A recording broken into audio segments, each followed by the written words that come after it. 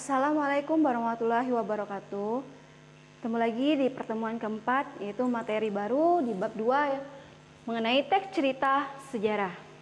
Di bab 2 kita membahas tentang cerita sejarah.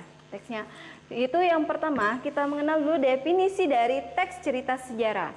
Namanya juga sejarah berarti berkaitan tentang kehidupan ya. Menjelaskan dan menceritakan tentang fakta kejadian pada masa lampau. Ya, setiap orang memiliki sejarah. Ya, bukan hanya dunia saja yang punya sejarah, tapi kalian juga punya sejarah. Masa lalu atau masa lampau yang memiliki nilai kesejarahannya.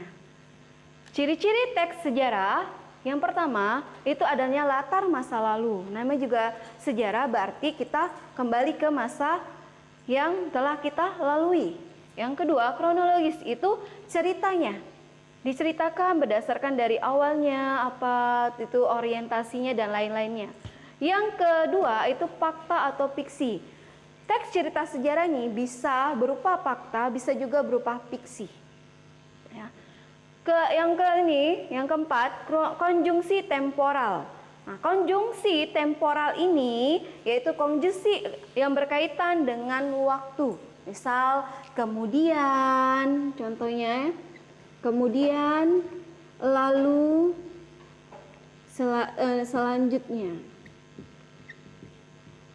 Ini merupakan konjungsi temporal. Di dalam teks cerita sejarah, konjungsi ini sering digunakan. Karena kalau kita bercerita tentang sejarah, ada kata lalu gitu kan. Kemudian, selanjutnya ya. Itu berkaitan dengan konjungsi temporal. Yang ketiga, jenis teks cerita sejarah. Ada dua, fakta sejarah atau sejarah fiksi. Ingat, fiksi ini kalian kan suka dengar, suka nonton televisi. Kalau sebelum dia nonton sinetron itu tampil yang namanya, ini hanyalah fiktif belakang. Apabila ada kesamaan nama dan ini, itu hanya unsur tidak sengaja. Nah, berarti fiksi, berarti dia bukan nyata. Ya. Yang kedua, yang pertama itu ada fakta sejarah yang memang benar terjadi. Selanjutnya, struktur teks cerita sejarah. Yang pertama, orientasi. Orientasi ini adalah perkenalannya. Perkenalannya. Misal, di dalamnya kita ambil contoh sejarah diri saya sendiri aja.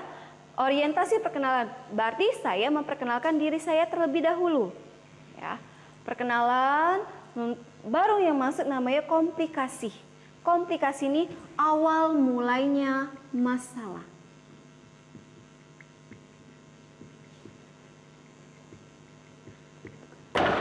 Muncul awalnya ya.